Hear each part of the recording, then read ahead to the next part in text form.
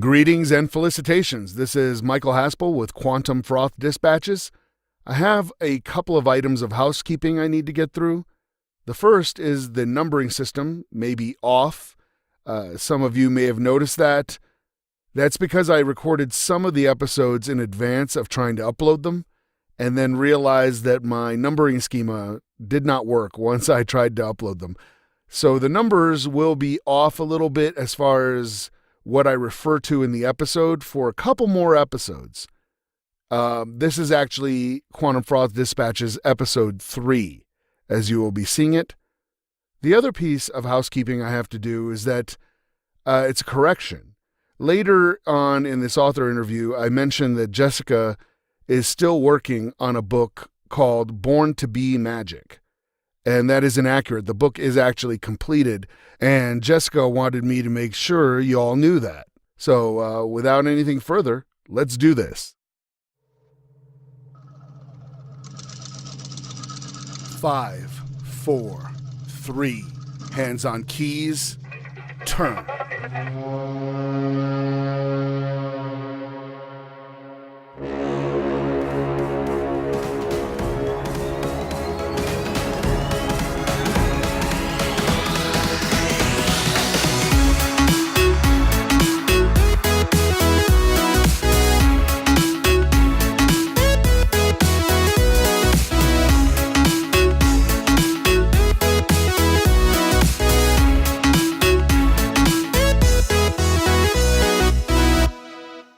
Welcome back to Quantum Froth Dispatches. I'm Michael Haspel. Today we're going to be kicking off our author interview series, and the person with the dubious honor of having the first person I got to interview is Jessica McDonald. She is a friend of mine. She is a writer, speaker, self-described as proudly indigenous and a geek. She's owned her own company, designing promotional campaigns for authors and businesses. She has a master's degree from the University of Denver and undergraduate degrees from the Pennsylvania State University. She has worked as a marketing director and for political campaigns and game design companies. She is a 2-time Zebulon Award winner. She's currently working on her 6th novel, a Dine-inspired YA paranormal called Skymarked. She belongs to Pikes Writers, Rocky Mountain Fiction Writers, and the Highlands Ranch Fiction Writers. So without any further introduction, I give you Jessica McDonald. All right, and welcome to Quantum Froth Dispatches. I'm here with Jessica McDonald, who is a brand new writer of one of my favorite fantasy genres, which is urban fantasy. And she is working on a new book called Born to Be Magic, which has a Kickstarter running right now. If you're listening to this in 2018, it will wrap up on October 1st of 2018, so you can get in on this at the ground floor. And this is actually pretty unique because Jessica, we are speaking to her all the way to Japan. And describe your settings around us right now. Konnichiwa. So right now I'm in what's called a Japanese ryokan, which is a Japanese family style inn. It's like a bed and breakfast that's in somebody's house. So I'm in a tatami room on a futon sitting on the floor. Paper walls. It's very, when you think of traditional Japan, that's where I'm at right now. Oh, that is awesome. Yeah, I'm having visions of like Lone Wolf and Cub like popping into my head. Yeah, pretty much. Or any like samurai movie, or any anime you've ever seen. Like, this is where I'm at. Oh, excellent. And you're over in Japan right now doing what? So I'm teaching English in Japan right now. I was teaching in schools and now I'm teaching at corporations, which allows me some free time to write. It also kind of puts me in a different mindset to write because I spend all day speaking Japanese, and then I have to come home and have to make that transition and back into English, which is forcing me to have a better command of English than I thought I had. Wow, that sounds like a challenge right away. Like, that sounds really bad because one of the challenges I experience is I'm a technical writer at work. So I write, technical stuff all day. And then when I get home, it's very hard for me to be creative. So I write early in the morning. Do you find there's any particular time that you write better or just So whenever? I'm actually a night person. If I tried to write early in the morning, it would just be like blah words out, like she went door good, yes, like because my brain hasn't fully engaged yet. So usually I come home, I'll kind of mess around online for a little bit, relax for a little bit, eat dinner, kind of transition out of my day. And it helps that I live with another American, so I can start speaking English to her and get the English sort of back in my brain.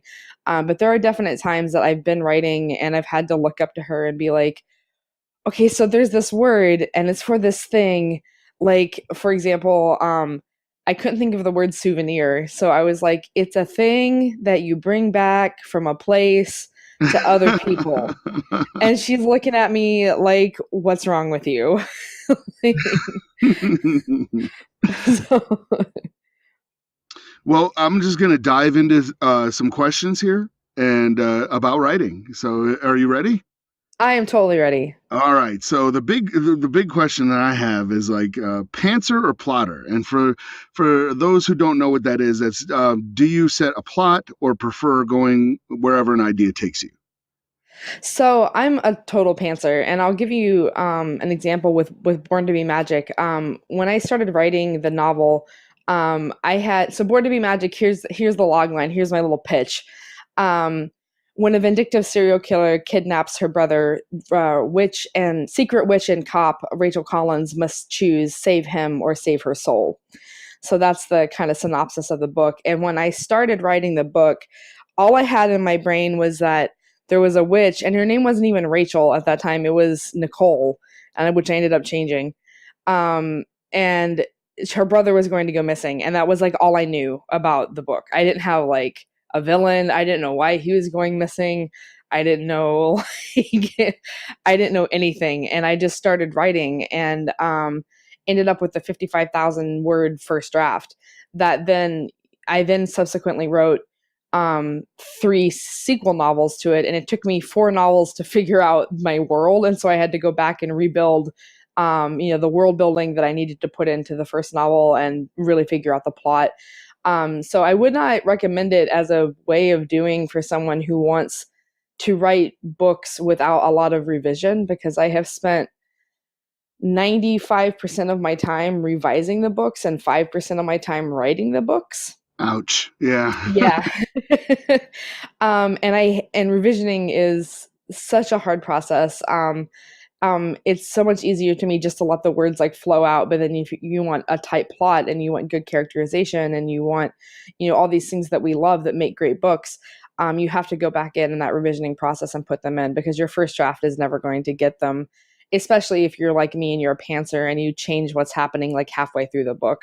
So like so it's definitely, I'm like the direct opposite of some of the people I know who plot everything in like an Excel spreadsheet, and they've got like this is the scene and this is the weather and this is the time, and I'm like, I practice what's called the Dory method of writing, the Dory from Finding Nemo, which is just keep Okay. writing, just keep writing. So doesn't matter where you're going, just keep writing. Yeah, and one of the rules I have like stapled over my desk is like finished, not perfect. And Yeah, that's exactly. yeah. So that I'm going to skip around here because you mentioned something that's. So I was going to ask, your first book that's ready to publish might not necessarily be your first book that you've ever written. So you just let us know about that. But how many other books have you written before you decided to go with this one? So I have written, let's see, probably three books that could have been full-fledged books. They didn't ever hit the word count that they could have been, because I was writing them for fun. I didn't get serious about trying to get books published until I wrote Born, and that was in 2012.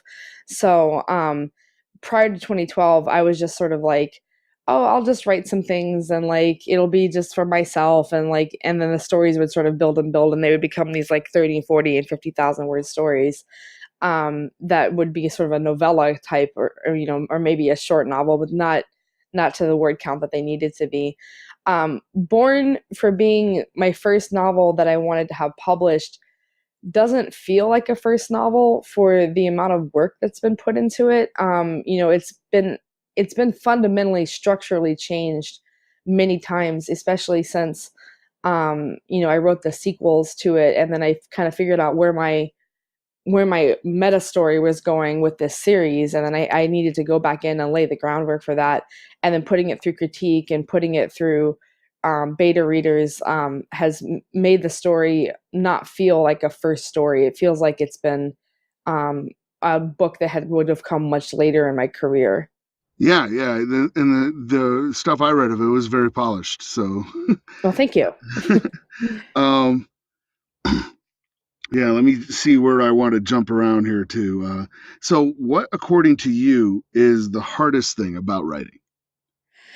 I honestly, I think the hardest thing about writing is the self-doubt and imposter syndrome, Whoa. which every writer, yeah, like you're like, oh, like every writer I know, no matter where they are in their career, has this. And I mean, I've heard Stephen King talk about it, and that's like Stephen King, who can just call an editor and be like, "Hey, I have a book," and they don't even care what it's about, and they're like, "Sure."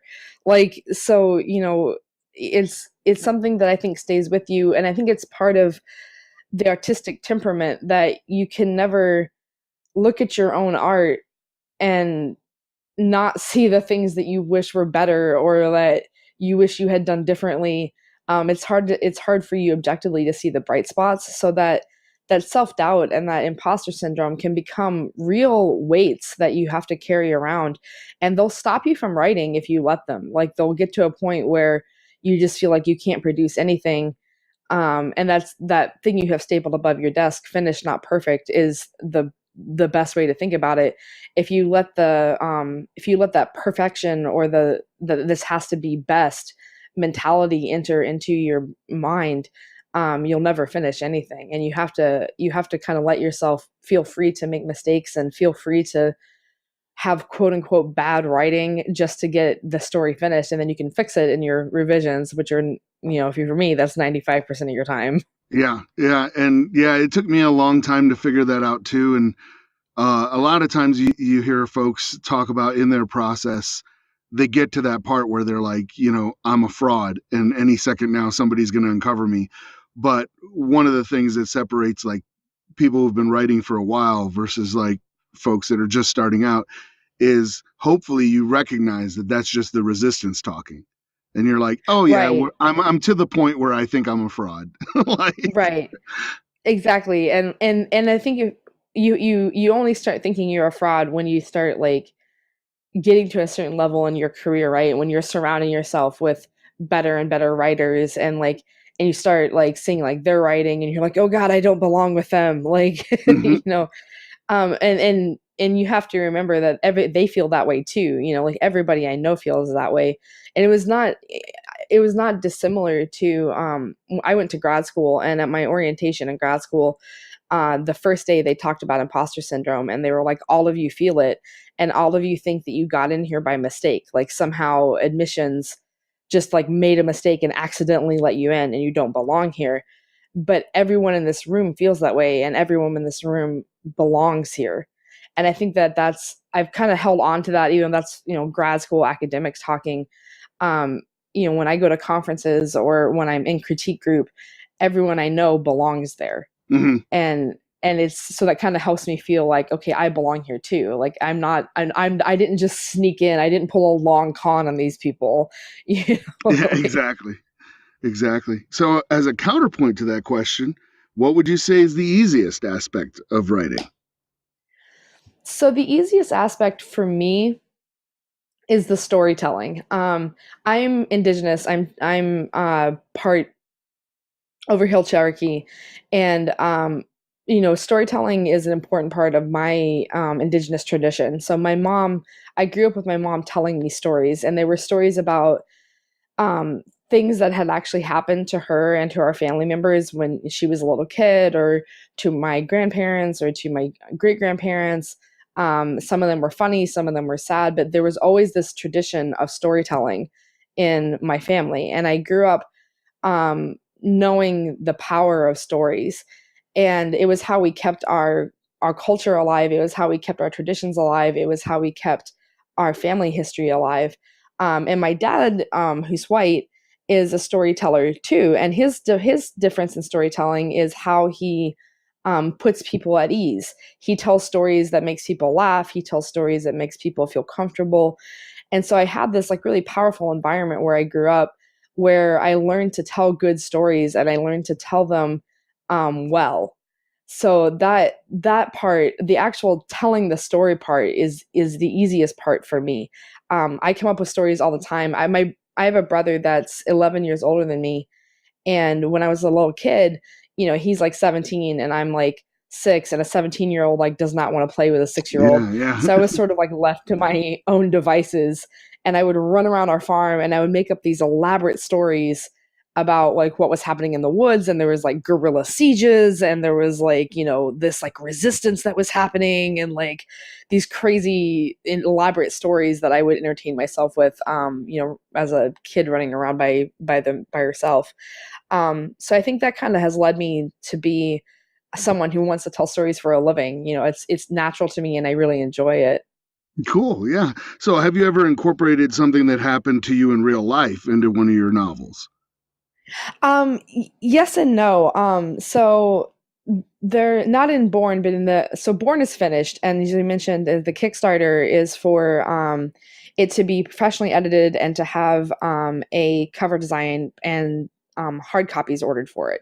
So Born is done, but in my current novel that I'm working on, which is based on Native American mythology, Skymarked, I put a lot of my feelings of things that have happened to me in regards to being a mixed race person in a white world and being a mixed race person in an indigenous world, and how those two things like compete and collide and how they collaborate sometimes, and the feelings that happens. I've put anecdotes that happen between me and my brother, between the main character and her brother, Okay. because they're just funny little stories like about things that have happened. Um, and then I've kind of put little shout outs to things such as like the main character having a tattoo that's relevant to my dad, because my dad has always been supportive of me and everything that I've done. And he's not an urban fantasy reader, and he's still beta read Born to be Magic. I have the word fae in there as in fae magic, and he asked me if I misspelled face. So my poor father, who does not understand any of this, still is really supportive of it. So I kind of put a little things in there to shout out to people like that, that have meant a lot to me in my life. Great. Yeah. So obviously you talked about urban fantasy. So what makes that particular genre like call out to you, or what makes it special to you? So I'm in love with the idea of magic in the contemporary world. And it blends a little bit with my obsession with technology, because I think technology, that's the Arthur C. Clarke quote, right? About like any technology that's sufficiently advanced is indistinguishable from magic. Hmm. Hmm. And I think for a lot of people, like they have iPhones or they have, like we're 10,000 miles apart and we're talking on this device, and that to some people is like, oh my god, that's magic. Like I Yeah. don't know how this And works. frankly, like right before we started recording, I was blown away that it was it was Yeah. frankly seamless. I was like, wow, this is the future. Or like I'm like driving around Japan with my iPhone, like playing music and telling me where to go, and like, it's navigating me in English. And like when I lived in Japan previously, I didn't have a smartphone, and I don't know how I navigated around the country. I think I just got lost a lot. So like, there's some I'm enamored with this idea of these powers that are around us, and in urban fantasy you can use powers to express different things. So Rachel, my main character, has this power inside of her that both gives her strength and is also a source of vulnerability to her, that it can be damaging to her. And so this like two-sidedness of whether that's technology or whether that's maybe it's chronic illness, that you draw a strength from being chronically ill, but it's also a hindrance to you, and it's something that can turn on you at any given moment. There's a lot of allegory that you can create through this magical world and through the magical ties that urban fantasy has, and then putting it in a contemporary setting sort of grounds it in the realism where I think people can relate to it, pretty heavily. Like they can find like their own themes and ideas, and the escapism of like we could have this mundane world, but like what if Hogwarts is real, or what if Yeah. like there really are vampires like walking around and we just don't know about it. Yeah, definitely. Definitely. Yeah, that's I write urban fantasy as well. So that's I'm right with you on every step of that. Do your novels ever like carry a specific message, and how important is it to you to like does it like have message first or story first, or do they not have message I think or so. I think they have its story first, but the story I think is grounded in a message, and there's some overlap in the messages that I tell. Skymarked has some similar messages as Born to Be Magic does, as well as my other work in progress, which is a crime thriller called The Gas House Rules. And one of those main messages is the search for identity, and I did setting your own identity in a world where I sound like a movie announcer, in a world where but where people are trying to tell you who you are constantly, and you're getting those messages from media, and you're getting it from your parents, and you're getting it from your friends, and you're getting it from your spouse, and you're getting it from people all around you, and it's both good intention and bad intention, but they're trying to decide for you who you are, and that struggle to maintain to set your identity based on your own internal values and who you really feel you are in your core, and to hold on to that in the face of these overwhelming messages and in the face of change and scary times. And that's something I write about a lot, and that's something that I have that's a very personal thing for me. So that bleeds into a lot of my writing, and finding your space in the world and identifying it in the way that you feel comfortable, in a way that allows you to live in your own power, is a message that I think is very sorely needed in today's climate, when everything is sort of crazy and scary and being torn apart. yeah. Yeah. Let me see here. That was a pretty deep answer. So I'm like, okay, I'm going to take it a little bit lighter now. So imagine that there's like an alternate reality, like a multiverse or something, and you could be the writer of any other book out there other than your own, obviously. So which book do you wish that you could write if you were in an alternate reality? um So I have like two answers to this. Hmm. The one answer is totally not like, it's not genre fiction at all, and it's probably the answer that like everyone expects like every lit student in graduate school to give. But um, To Kill a Mockingbird Oh, is a book okay. I really wish I had written, and I wish I had written it because I read that book probably 7 or 8 times since I was 17, and every time I read it, it has the same effect on me. And that it's a book that really shaped my worldview and my moral foundations. So, like, to write a book that shapes someone in that way, I think would be really powerful. So I kind of wish that like I could have that effect on people. Like I could have them build a good, a foundation that is strong and powerful in their own moral judgment. Wow. Yeah. Yeah. So there's that one. And then the sort of genre one, as I really wish I had written the Alona Andrews series, the Kate Daniels series by Alona Andrews, because I love Kate Daniels, who's the main character. I want to be Kate Daniels when I grow up. So and I think the world building that Ilona Andrews has created in that series is just so fantastic and amazing. She has this like competing technology and magic, and one's corrosive to the other, but like sometimes technology works and sometimes magic works, and it's just so intricate and interesting. And every time I read it, I'm like, why didn't I think of that? Yeah. Yeah. Well, that's really cool. And as a segue from like To Kill a Mockingbird thing, have you read what was it? The Go Set a Watchman. The Go Set a Watchman. I have not read Go Set a Okay. Watchman, and part of me is I'm like a little bit afraid to read it because I'm like, what if it changes my view of To Kill a Mockingbird? Yeah. So, I haven't read it yet. But I probably will eventually once I kind of get over my fear of it altering my view of this like book that defined. I read it I read it when I was 17, Oh yeah, so I yeah. was at a very impressionable age, and then I read it again, like I said, 7 or 8 times over the last years. Yeah. Um, 3 years. and We'll say like 3 or 4 years. yeah, that's good. We'll go with that. And every time it sort of made the same impact on me. So I definitely I don't want to lose that impact that it's had.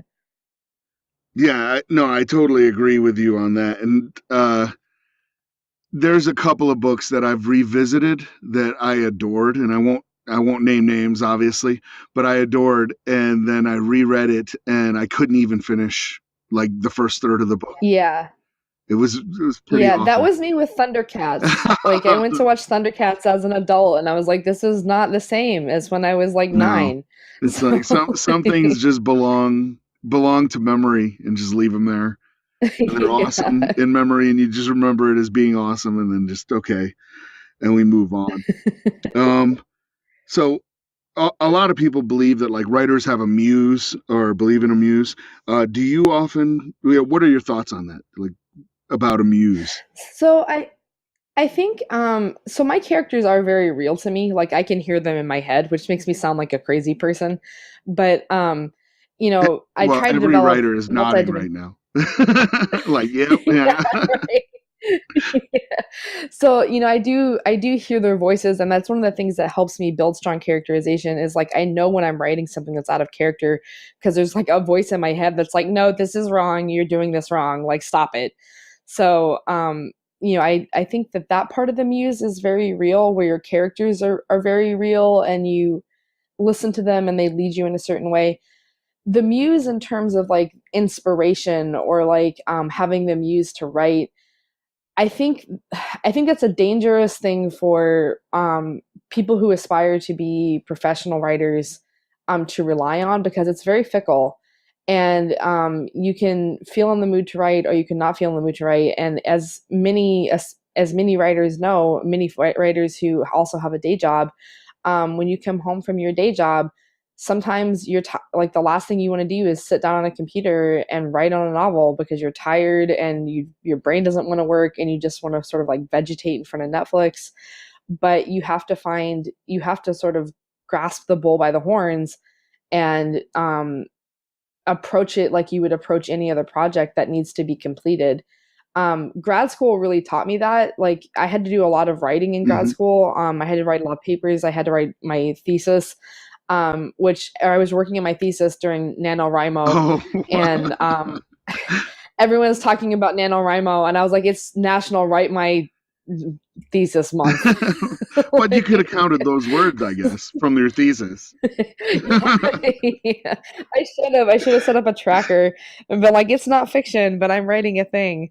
But I didn't, and I was on like a time schedule for my thesis. Like I had to have it done at a certain time.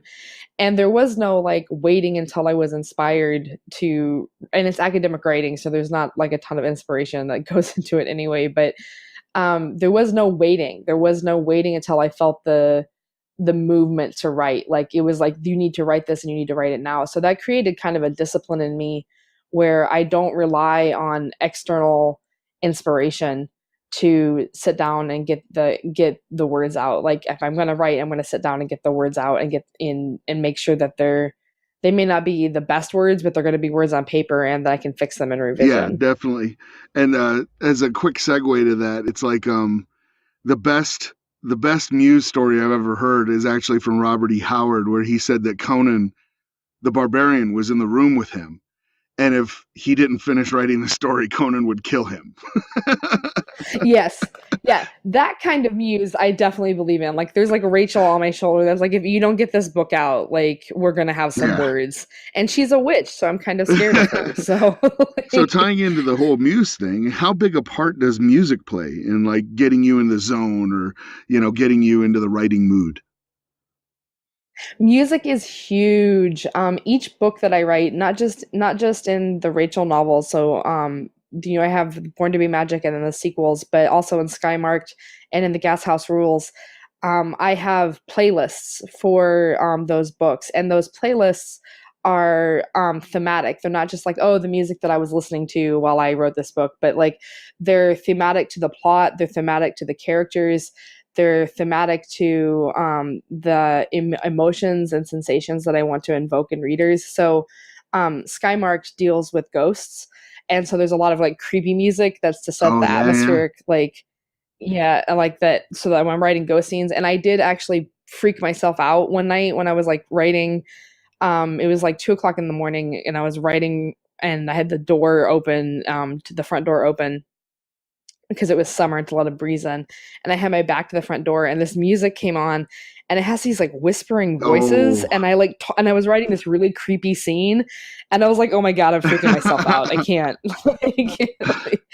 So music, I always write with music. I can't write in silence. Like I need that, and I need those specific songs to help me set the mindset. Those playlists are really valuable parts of the book, to the point that like I will publish the playlists with the books, so that people can kind of, it's like the soundtrack to the Hmm. novel, right? Hmm. So that you can get the mood feeling that you're supposed to get when you're reading the book, and kind of get the book in music format. Oh yeah, yeah, definitely, definitely. That's yeah. The next question I kind of know the answer to already, so I'm cheating a little bit. But have you ever written any fan fiction? So yeah, we were just talking about this, and my shame. No, not my shame. Fan fiction is a totally valid form of writing, and I actually argue about this a lot with people that call it just writing fan fiction. I think I've read some incredible fan fiction, and people that have put effort into it and created these incredible, intricate stories, that in some cases I think are better than the source Hmm. material. So I think fan fiction is totally nothing to be ashamed of, and I think fan fiction writers should be proud of what they create, and be proud to share it. So I've written fan fiction. I've been writing fan fiction. I think the first time I started writing fan fiction, I was like 14. Um, and it was Men in Oh, Black fan nice. fiction. So yeah. So I don't know that it was very good, but because I was 14, but that was definitely a thing that I started. And then you know, I'm gonna reveal all my Oh, nerdliness heck like right yeah, now. It's yeah, just all bring it. gonna come out.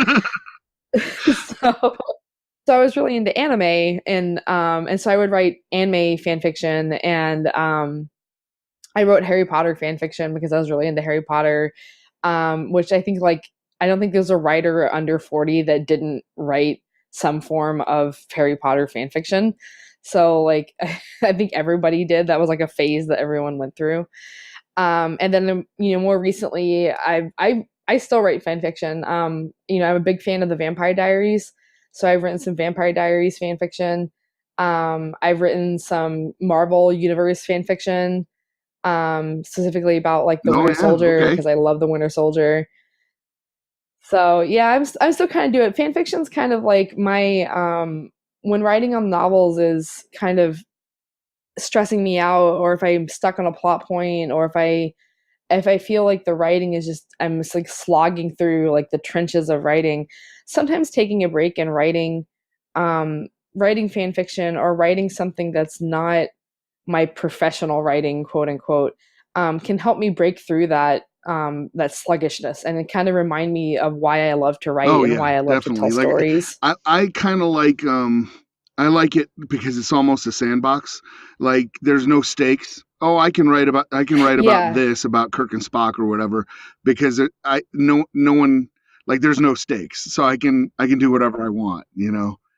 right. Um There's no stakes, and there's like a pre-established yeah, world, so you don't exactly. have to like do world building. And you have characters that you can play with. And like one of my favorite things to do is I do a lot of character analysis on shows that I write or shows that I watch. Um, and so like I start to wonder like, well, what would happen if this character was in this situation, and if the show doesn't give that to me, then that's like perfect like fan fiction fodder, right? Like I get to write like this scenario that I want to see play out. But I have the character sort of already pre-created for me, and I get to like play with that character without having Yeah, to worry exactly, about filling in exactly. all the And holes. uh, uh, you had already off before we started recording. You had talked about how you did some cooperative storytelling, and that's like a big. I'm a big fan of that. And you talked about having like an online role play Yes. blog. So can you tell us a little bit about that? Yes. Yes, so I have multiple blogs actually, but I have one actually for Rachel, who's the main character of my novel, where I early on when I was writing the novel and I was working on the sequels and stuff, I would role play Rachel with these other characters, and these other characters were from different TV shows. They were from Supernatural. They were original characters that people had created.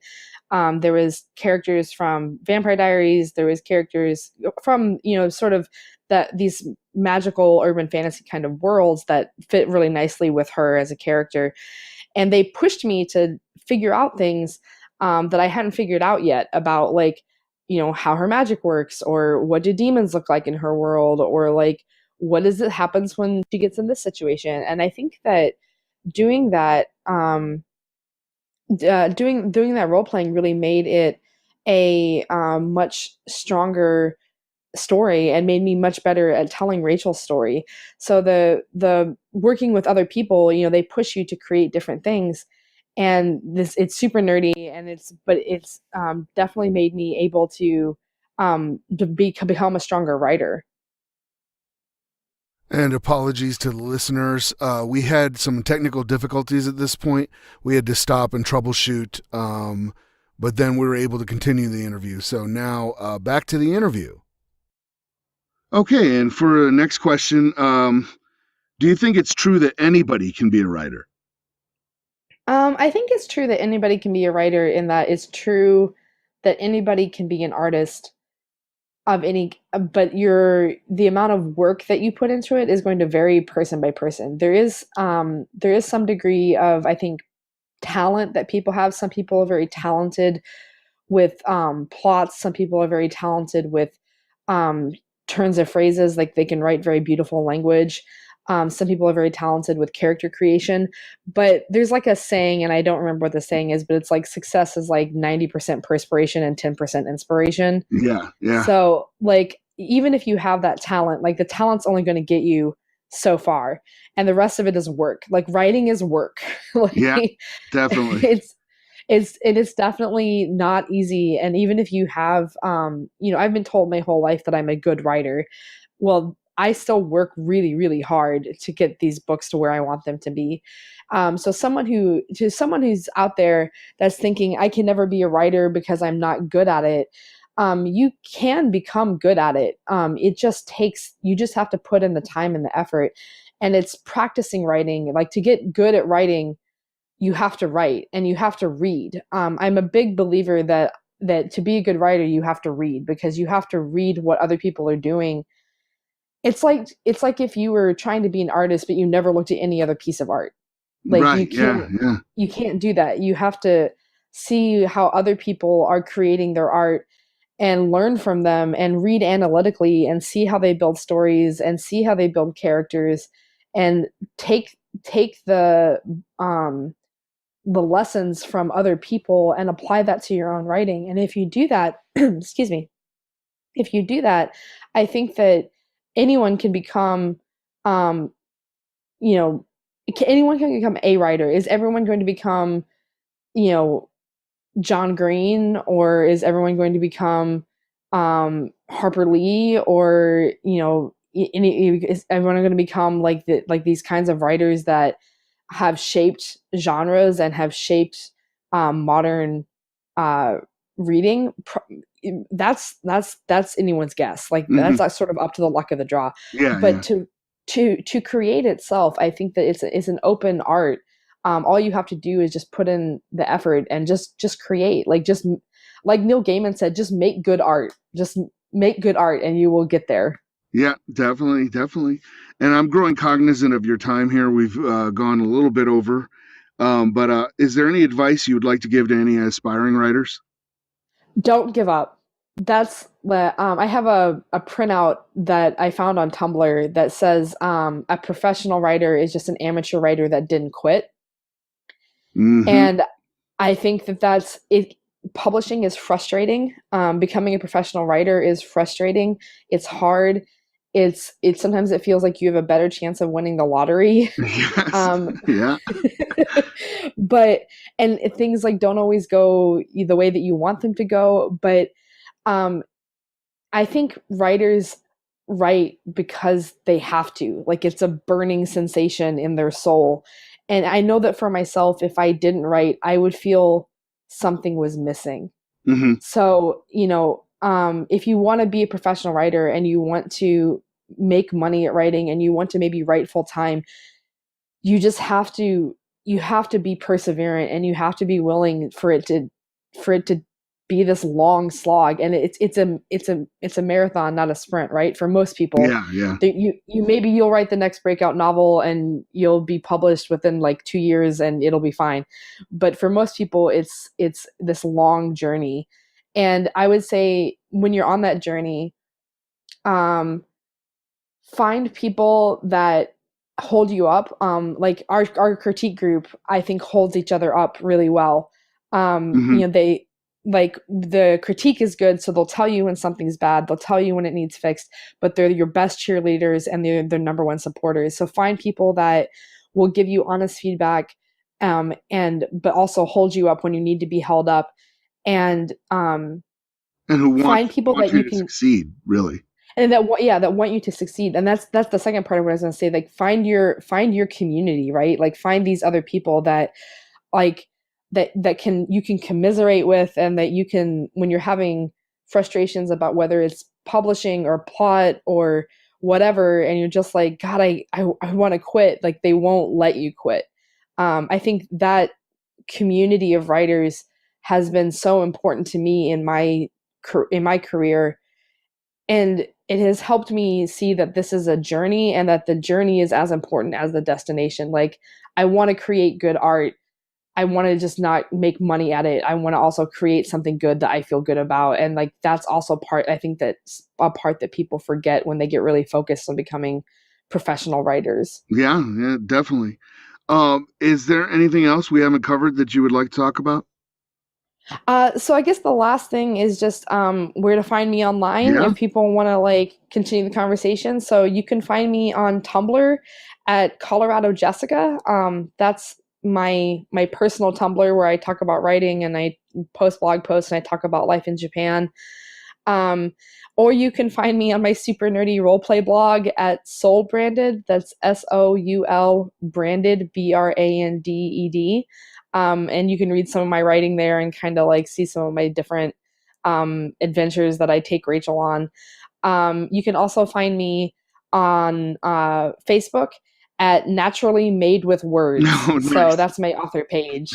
All right. And on Twitter at Colorado Jess. So the Kickstarter is on, you can search for it by Born to Be Magic on Kickstarter, and it's also linked on all those sites. So any support for the Kickstarter would be greatly appreciated.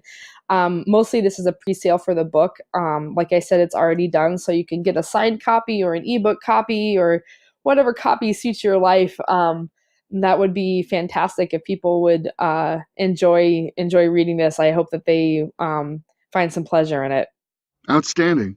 Well, as always, it's been a pleasure, and I hate to cut it short, but we do have to go. Sure, no worries. So good luck with your writing, and I know you just provided some great insight to all the aspiring writers that are hopefully listening to this. So don't quit. And that's going to... Yeah, don't quit. Yeah, that's going to take us out for this episode. Thank you very much. You have been listening to Quantum Froth Dispatches by Michael Haspel. Music and other cues are provided by The Fat Rat. The song you're hearing is Monody, featuring Laura Brem. If you'd like to support the podcast, please visit www.patreon.com/QFD. Thank you for listening, and we now return you to your mundane reality.